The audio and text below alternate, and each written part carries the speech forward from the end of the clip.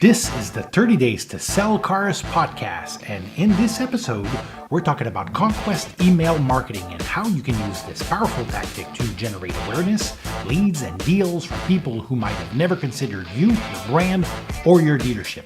If you want to increase your sales and put more deals on the board this month, you're not going to want to miss this episode of our podcast.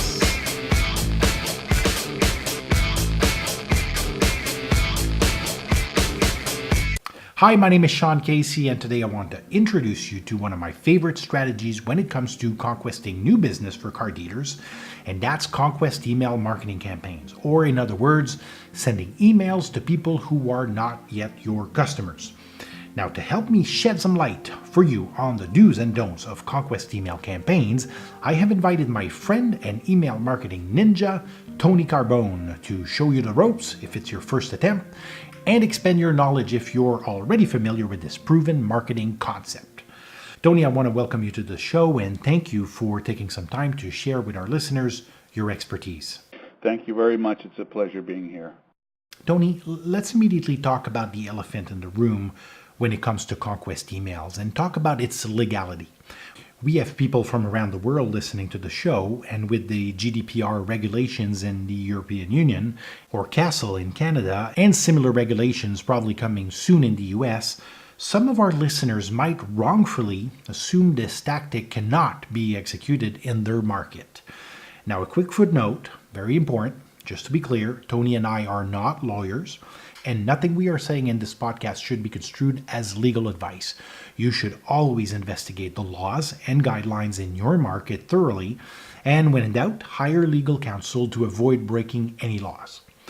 Now, Tony, what I would like you to elaborate on is the fact that Conquest email marketing campaigns are sent to contacts who have legitimately opted in to specific lists and who have agreed to receive emails from marketing partners. Can you elaborate and explain a little bit more? Yes, that's exactly true. We are CAN spam compliant in the United States. We are GDPR compliant in European nation and also CASL compliant in Canada. And basically the clients in our database, or customers, however you want to call it, have actually opted into our database. They've given us all their information. Now, we keep the information that they've given us private. And what we do is we basically process it and make sure that everything is correct. So if anyone ever asks, we have the date and time stamp of when they've opted into our database, the IP address they use, the device ID, and so forth. So we have that information readily available. This is what they have actually given us. So you're not selling the list or renting it. You're simply making available the contacts on your list, right? That is correct. We never sell our lists. Since we have a private information on our clients, it's never divulged to any other company. We just market to our clients on their behalf. Now, how many contacts do you have available for dealers in North America? And are these predominantly available in big markets, or are they also available for dealers in rural areas? Excellent question. We have approximately 300 million opt-in consumers in our database. We have it going by 30, 60, and 90-day market buyers. Now, we can use our data for both rural areas, or if you're in a major city, that is not a problem. We can run a count for any dealer basically that's out there. The only thing is it all depends on how far out that they want to go as far as mileage or anything like that is concerned. Now, Tony, what I would like you to do is to walk our listeners through the main steps of a normal campaign, from figuring out the number of contacts available to deployment. Just a big milestone, though. I want our listeners to kind of get a bird's eye view of what's involved in making this happen. Okay, that's fairly easy. Basically, what we want to do first is we want to know exactly what they're selling. What kind of vehicle do they have? Do they have a luxury brand? Do they have a standard brand? Are they looking to sell the vehicle, or are they looking to lease vehicle? We want to know their geo area. Possibly they want to say, we want a certain income or a credit level. We want to know their buying history, their leasing history, and so forth.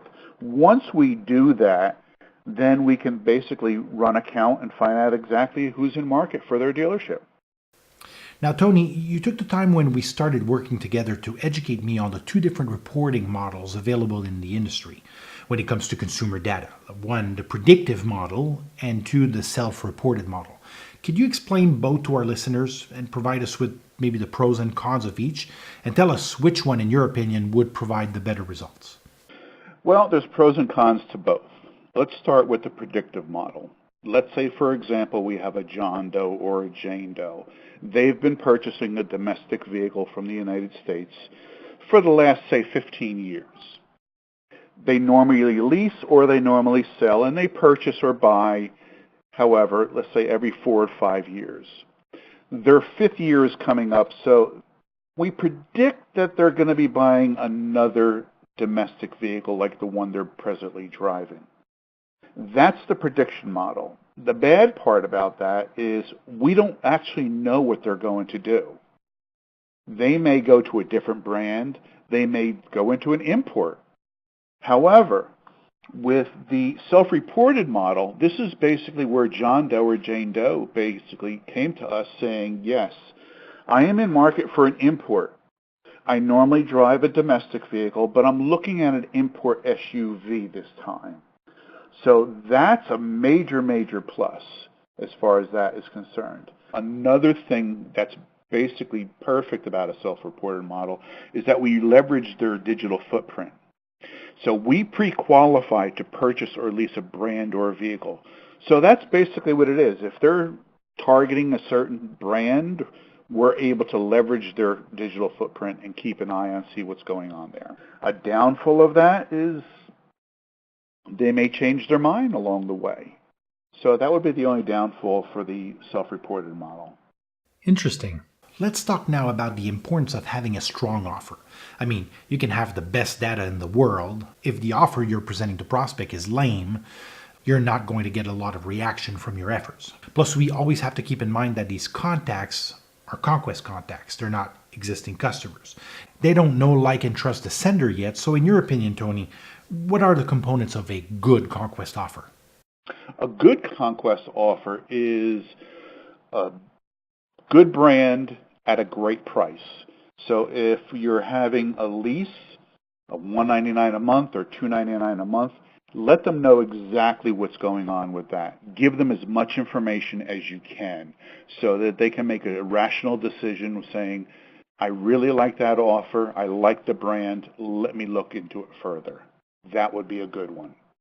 Now, just to drive your point even further, what's the opposite of a good offer? Tell us what a bad one would look like. A bad offer would be, let's say, for example, we have this vehicle here, and we're offering $3,500 off MSRP. What is MSRP? That's the problem. We don't know what the MSRP is. We don't know what the monthly payments are. We don't even know how much the vehicle is. So clarity is quintessential to a good offer. That's what you're saying. Absolutely. Give the consumer everything they need. What their monthly payment would be, what their down payment would be, what an interest rate that they would qualify for, and if they want additional information, somewhere to contact on there to contact the dealership. Now, Tony, how critical is a good subject line to a Conquest email campaign? The subject line is the most important. That is where you have to actually capture your audience. If you have a bad subject line, they're not going to open your email. But if you have something good that pops and say, hey, you know what, that is interesting to me. Let me see what they have to offer. That is critical because that's basically the front door of your dealership today. So what's the best subject line you've seen? Do you have one in particular that comes to mind? I don't have one that actually comes to mind because of the geography and the different types of dealerships and different types of brands and so forth. Each one is basically customized for that type of vehicle. So you may want to talk with someone, throw some ideas at them, discuss it a little bit, see what works in the past, what didn't work in the past. But a subject line will always be changing because times are always changing. The time of year is changing. So what you're saying is to always be sensitive to context, your audience, and your offer when choosing a subject line. Great information. Now, how much personalization should be included in the campaign? Are first name, last name enough? Does adding more merge fields increase conversions? And when is it too much? Well, as far as personalization is concerned, first name is adequate. You don't want anyone to know that you have a lot more information about them than possibly their first or last name. Give them the option to give you some more information. But as far as personalization is concerned, first name is sufficient. Yes, I hadn't thought about that, but it might come off a little creepy if you have too much information about the person. Good point. Do you recommend, Tony, adding a click-through link to a specific web page from within the body of the email? And if yes, how does it help the results of the campaign? That is the most excellent question. The reason why is, let's say, for example, I'm looking at a vehicle. I like the vehicle. I like the pricing. I like the down payment. I like the monthly payments on here. I want to know more about it. So when I click on that vehicle, it's going to bring me from my email to the dealer's website to that specific vehicle where I can obtain a lot more information.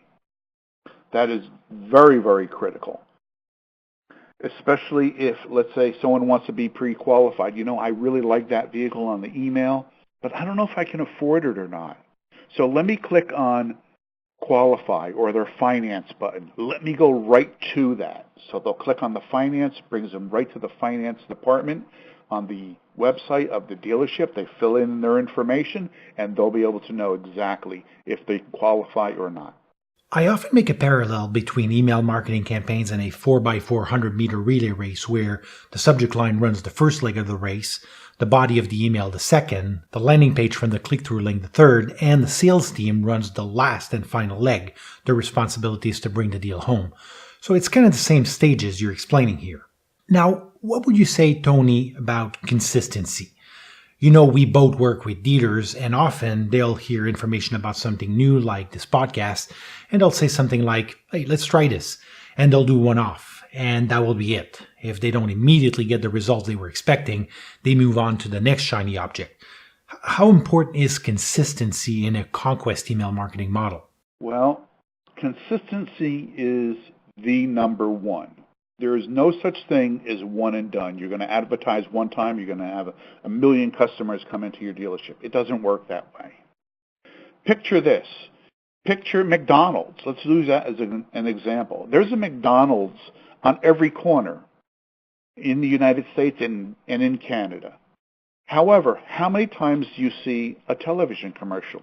You hear a radio jingle or see a billboard. They're constantly pounding into you to remember McDonald's. So that's what you want to do with your dealership as well. You want to constantly keep it out there. So when someone says, I'm really looking for another car or a newer car, hey, you know what? I know this dealership. I keep seeing them advertising. Let's go over there and see what they have to offer.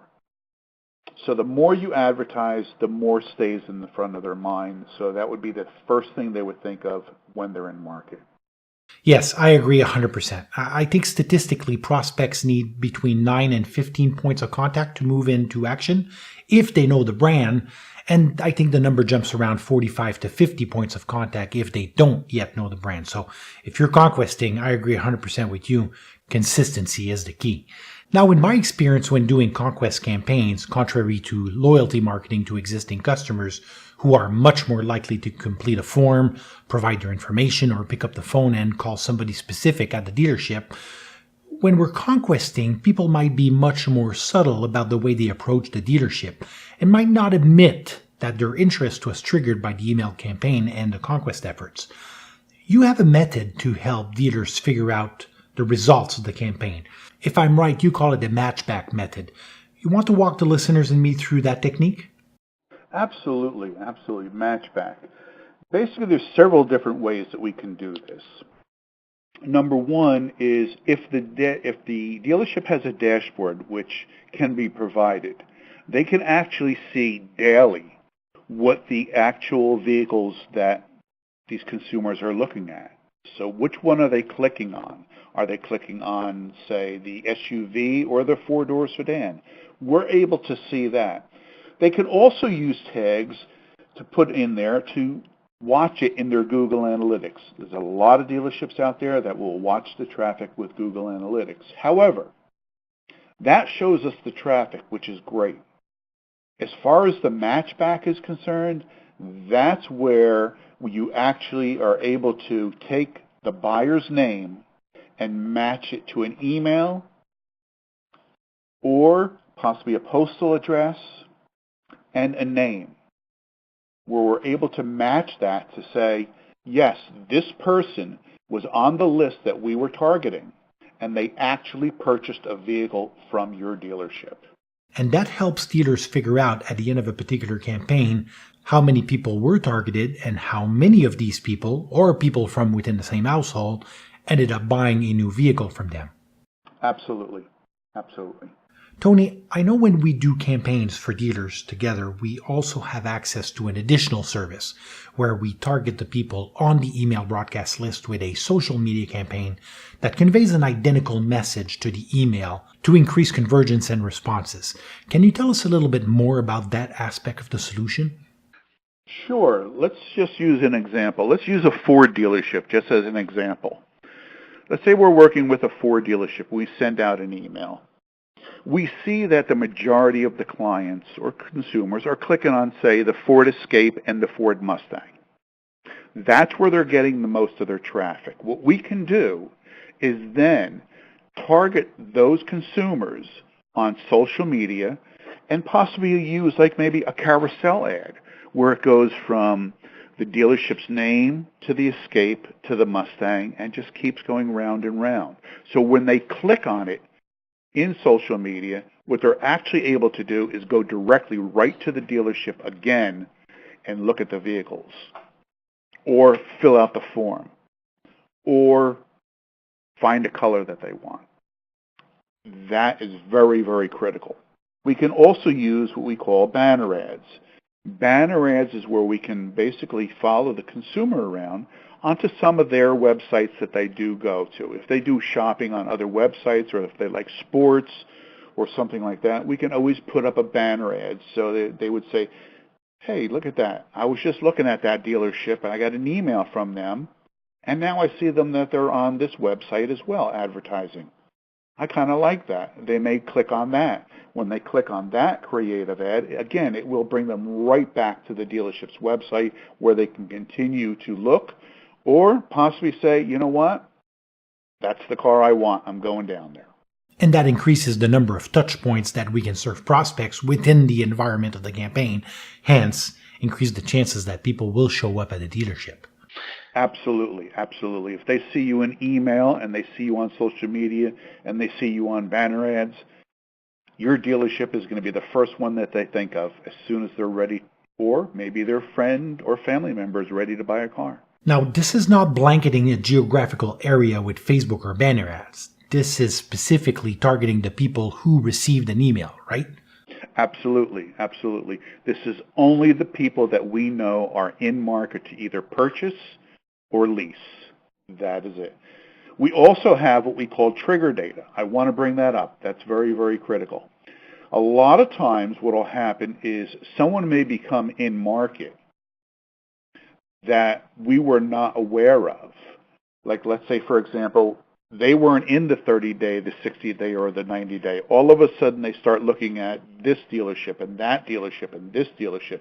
What we're able to do is we're able to capture their information and send them an actual email from the dealership in their geography if we're working with them. So somebody learns their wife is pregnant and the two-seater Corvette won't cut it anymore.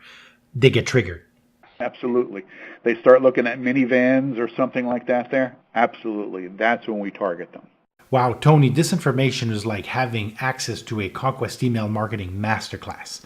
Any other element or components you would like to add just before we wrap it up? One other thing I do want to bring up is that brand loyalty isn't what it was years ago. Every dealership or every brand is losing anywhere between 25 to 60% of their clientele because they're going to different brands. So what you have to do is you have to make up for the clientele that you're losing. So that's why you have to bring in the Conquest customer into your dealership. You want to bring in the person who's never shopped your store before. That's very, very important these days. That's why Conquest email marketing is the number one. Do you feel, Tony, that some dealers are having a snobbish attitude towards email marketing because it's not as fancy or the latest fad as Facebook stuff, chatbot, Instagram, or other shiny technology, and they're wrongfully shying away from email marketing? Yes. The reason why some of them are wrongfully shying away from it is because they say, well, you know what, I get all these emails, and I never ask for them, and I just throw them into my spam. On the contrary, these clients that we are contacting, they are actually asking for advertising from some of the companies that we work with. So they are expecting, if they told us that they're in market to buying a new vehicle, well, when they see the new vehicle ad in their email, they're going to open it up. It's not there because they didn't ask for it. They actually did ask for it. They want to hear from advertisers that we have to offer. Tony, as you know, part of the car dealership lifestyle, many dealers are forced into a very reactive mode. We would all love them to be more proactive and plan their Conquest email marketing efforts as a component of their monthly efforts. But if someone is listening to the podcast and it's the 27th, there's 4 days left to make the month, how fast can we turn around a Conquest email marketing campaign? If we get all the information readily up front, we can have the creative built almost immediately, we can have it out that day. Well, Tony, thank you again for taking some time off your schedule to share with us this precious information. I really appreciate both your friendship and your expertise. Sean, I'd like to thank you very much. It was my pleasure being here with you and answering some of the questions. I hope that people take some of this advice and implement it into some of their dealerships. Well, I hope you enjoyed this episode on Conquest email marketing and that you will be back for more great content like this. Make sure to subscribe to the podcast on iTunes, Google Play, and Spotify so you don't miss the next exciting tools and tactics I want to share with you. Make sure to also leave me a few comments on this week's strategy. I'm curious to get your feedback and most of all, your success stories. In the next episode, I want to talk to you about the Big Blue app and some new Facebook advertising tactics that will blow your mind. Like it or not, Facebook is still the dominant social media platform, and automotive marketers are going to spend a big portion of their budget on the platform hoping to get some traction from all the eyeballs. But what type of ads are the pros looking at for the year ahead? I'm inviting a surprise guest to tell you all about it and reveal a few industry secrets. You're not going to want to miss our next show. Until then, I wish you a great week. Remember that we only have 30 days to sell cars when the month starts, and we probably have less than that if you look at your calendar now. So like I love to say, let's sell some cars.